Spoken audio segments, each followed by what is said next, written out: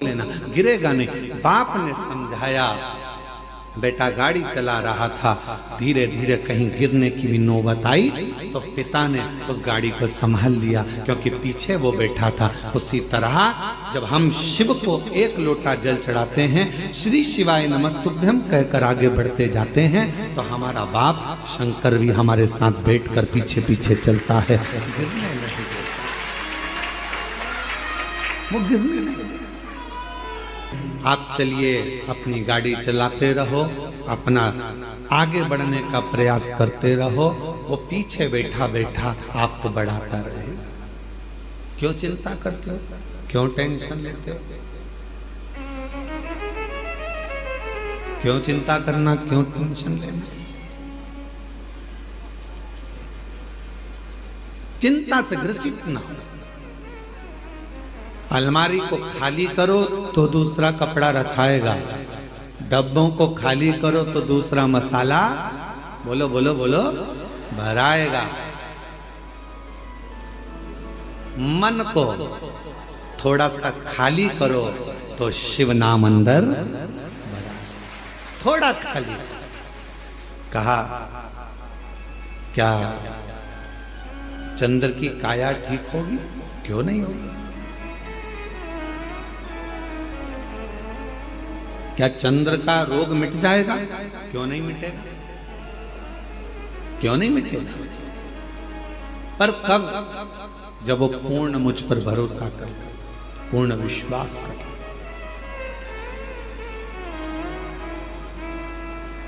पूर्ण भरोसा, पूर्ण विश्वास।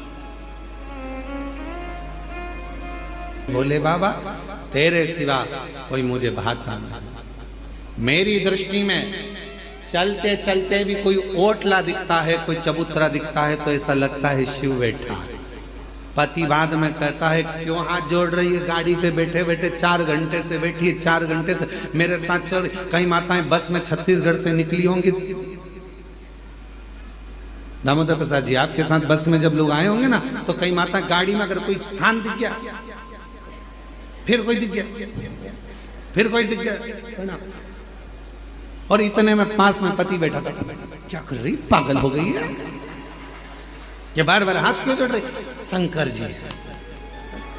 अब पति ने चश्मा निकाला और चश्मे को ऊपर नीचे कर कर देखा तो कहा शंकर जी तो चबूतरे पे कहीं दिख ही नहीं रहे। इतने में पत्नी बोली तुम्हें नहीं दिख रहे पर मुझे दिख रहे हैं, शंकर जी हैं, मुझे दिख रहे, बस मुझे समझ में आ, मुझे दिख रहा है।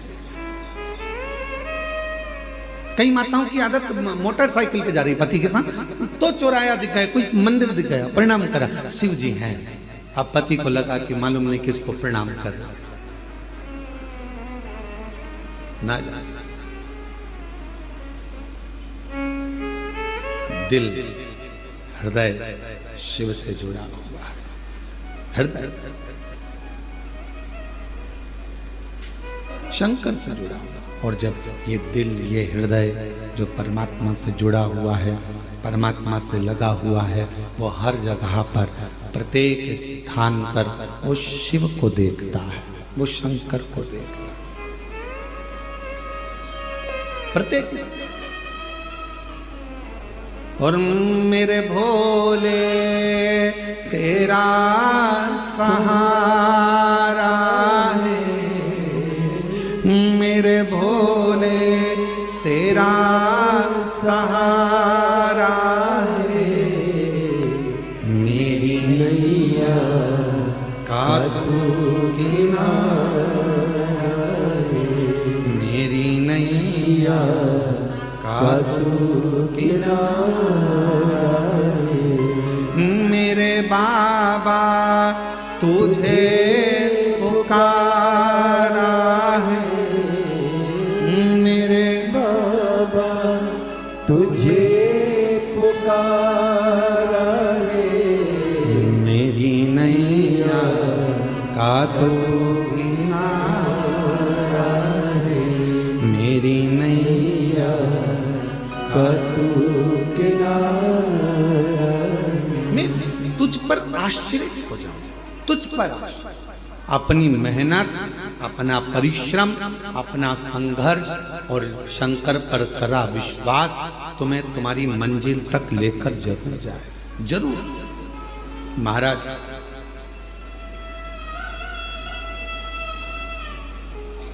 कोई भी रिजल्ट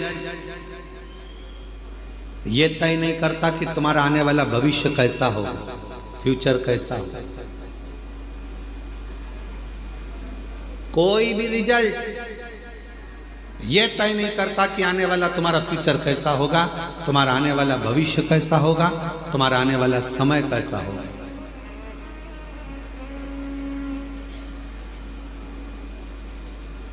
डिग्री से फ्यूचर का निर्माण नहीं होता।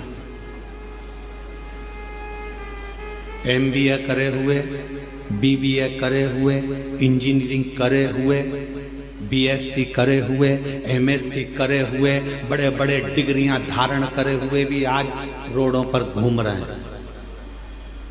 बोलो सही है कि गलत है?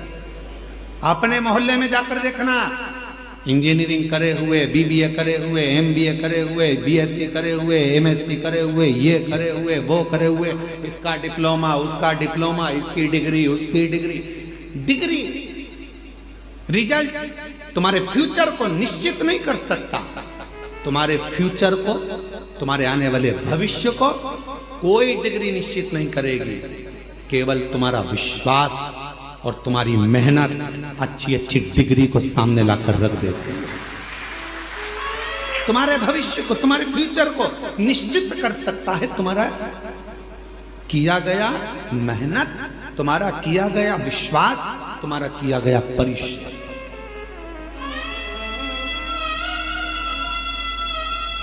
हमने देखा है, हमने अपनी जिंदगी में बहुत कुछ देखा, तो उसमें हमने एक और चीज देखी है।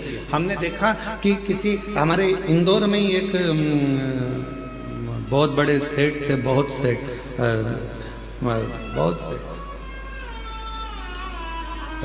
राठौड़ी वाला परिवार, उसमें शंभू दयाल राठौड़ी वाले थे।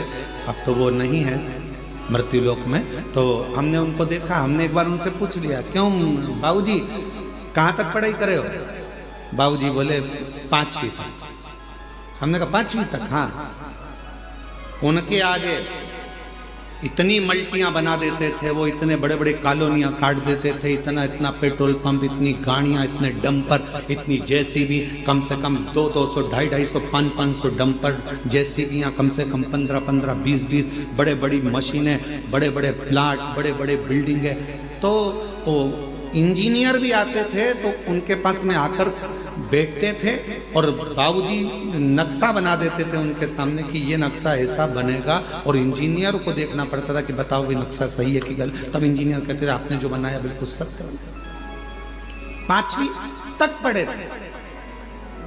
डिग्री अपनी जगह पर, रिजल्ट अपनी जगह पर मेहनत अपनी जगह पर। फिर हमने पूछा, क्यों बाबूजी एक बात बताओ कि तुम्हारे नाम के आगे राठौड़ी वाला क्यों लिखा? तो उन्होंने कहा, गुरुजी राख बेचकर मैंने मेहनत करी है, राख बेचता था इसलिए राठौड़ी वाला नाम पड़ गया। राख बेच कर मैं आगे बढ़ता चले गया। अर्थात सारी डिग्री एक साइड, सारी रिजल्ट एक साइड, पर तुम्हारी मेहनत, तुम्हारा संघर्ष, तुम्हारा विश्वास, तुम्हारा परिश्रम तुम्हें 4 चांद लगा सकता।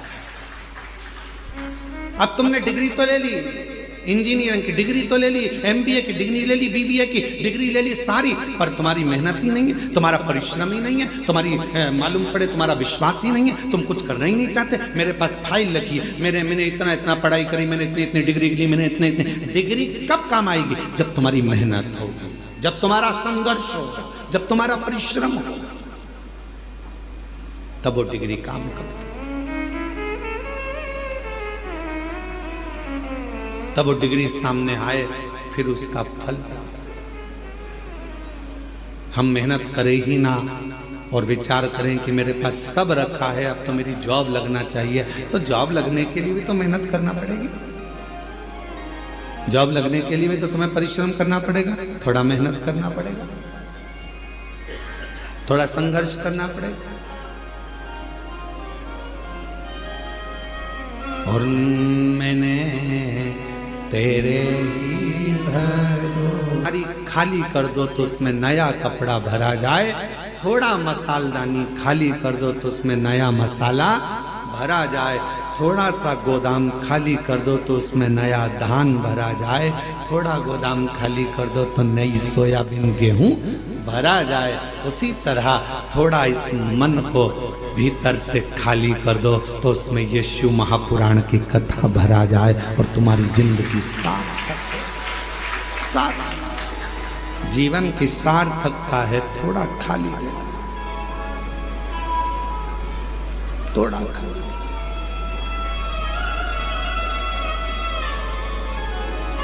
आज का व्यक्ति बहुत भरा हुआ है, आज का व्यक्ति बहुत भरा हुआ है, बहुत भरा। सास कह देती है मैं तो मेरी बहू से यहां तक भरी बैठी हूं। बोलो बोलो, सही है कि गलत है? बहुएं कह देती हैं हमारी मम्मी का तो नाम मत लेना, उनका तो हम इतने भरे बैठे हैं साहब, यहाँ तक जब देखो जब टोके, जब देखो जब ये, जब देखो जब वो, जब देखो जब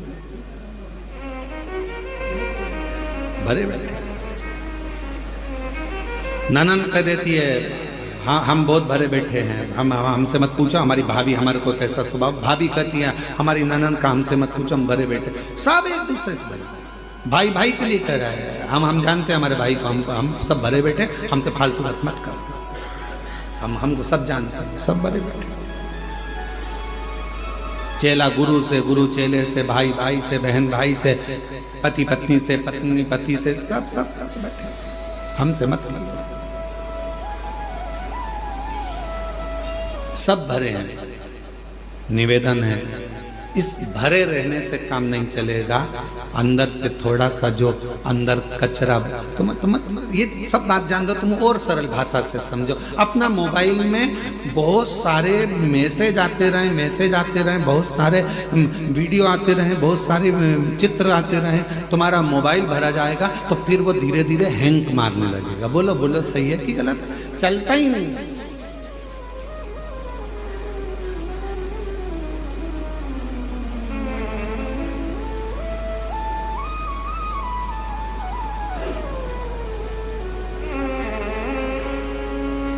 वो चलता ही नहीं।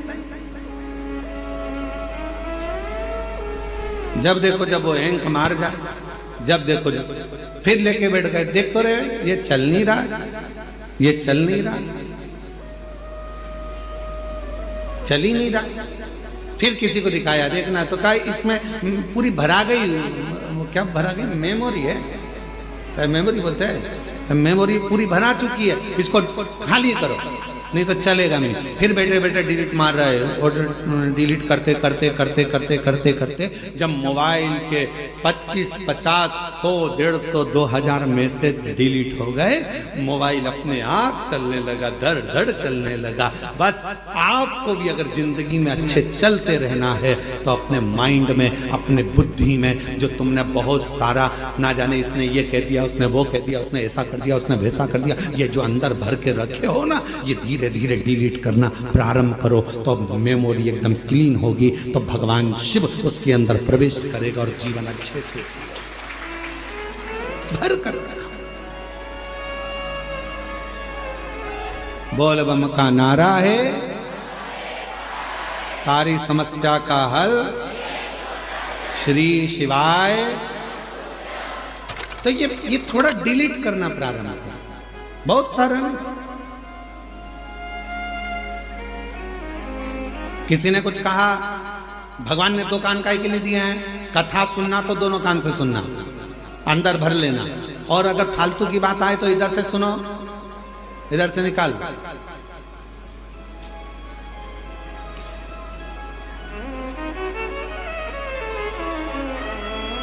पर हम निकाल नहीं पाते। ये जितनी मेरी जीजियाँ बैठी हैं, जितने मेरे जीजा बैठे हैं, जितनी मेरी बेटियां बैठी हैं, जितने मेरे बेटा मेरी माताएं जितनी बैठी हैं, अगर इनसे पूछा जाए कि सत्य बताना, तुम शादी कर कर जब आई थी अपने पति के घर, तो ईमानदारी से बोलना कि तुम्हारी सास ने कुछ कहा, तो सास ने 40 साल पहले जब शादी करके आई थी, जो बोला था शादी के दिन, वो बात आज तक अंदर भरी पड़ी, आज तक। किसी जमाई से पूछो, क्यों जीजा जी, ओ जीजा, और मेरे जीजाओं से पूछो क्यों साहब ससुराल गए थे कोई? अरे एक बात, वहां पर पहुंचे थे दूल्हा बन के, तोरण लगाई थी, भोजन करते समय या स्टेज पे कोई थोड़ी भी गड़बड़ी हो गई थी ना, वो बात आज तक अंदर भरी पड़ी है। मैंने ये मांगा था और ये नहीं दिया, और तेरे पिताजी ने मेरे साथ ऐसा किया। 40-50 साल हो गए शादी के, पर वो बुढ़ा भी हो गया तो भी आज तक उसी बात पे लड़ रहा है। वो आज तक याद है, क्योंकि मेमोरी में फिट कर लिया है, वो डिलीट ही नहीं कर पाया।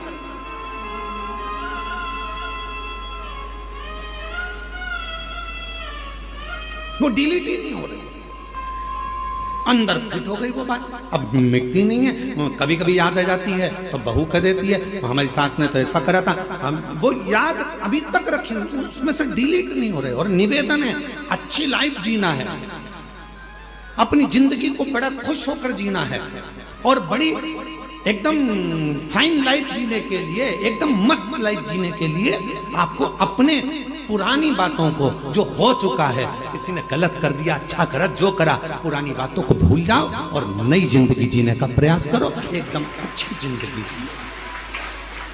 हम जी नहीं पा रहे।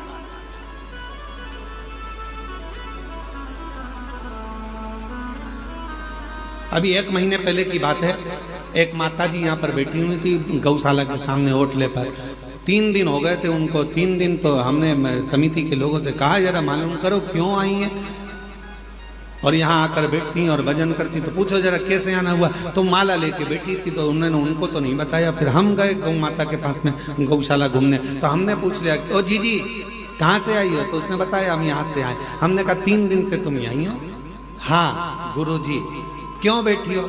वो मेरी जो ननंद है ना, उसने मेरे साथ बहुत बुरा किया है, अब मैं शंकर जी से ये मांगने आई हूँ उसके साथ में ये साफ।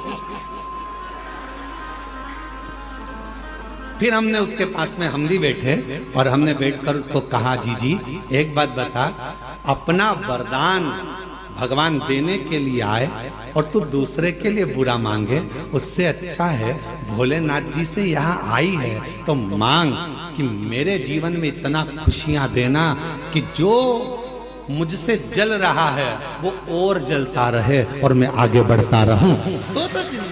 तो जी अब तुम मेरे लिए उसने बुरा कर दिया, भगवान उसका बुरा कर देना, उसने मेरे लिए ऐसा कर दिया, भगवान ऐसा कर देना। आपसे निवेदन है, जितनी भी जीजी आई हैं, तुम बस में आई, चाहे ट्रेन में आई, चाहे गाड़ी में आई, चाहे काय में भी आई, तुम्हारे पड़ोसन ने तुम्हारे साथ कितनी भी हरकत करी हो, आते आते वो भले अपना कुछ भी सामान खा गई हो, फिर भी उसके लिए बुरा मत मांगना।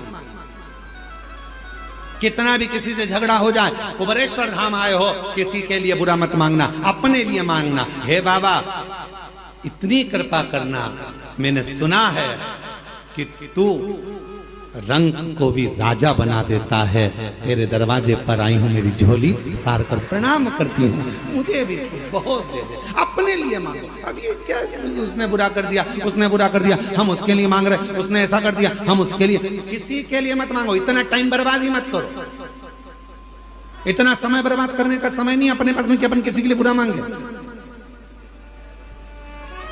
अपने लिए, अपना समय हमें बर्बाद नहीं करना है, हमें अपना समय व्यर्थ नहीं गंवाना।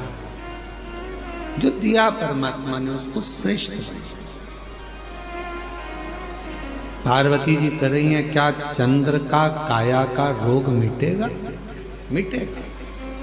दुनिया में ऐसा कोई रोग नहीं है जो समाप्त नहीं हो सकता।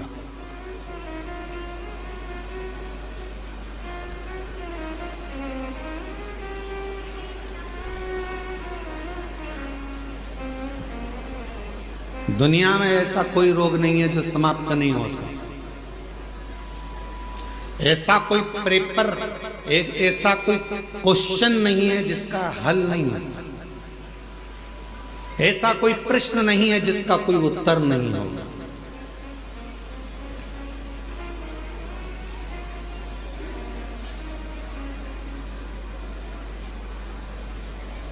अगर मजबूत होगा, तुम्हारा विश्वास मजबूत होगा। मेरे को कोई रोग वोग नहीं है, मेरे को कोई बीमारी नहीं है।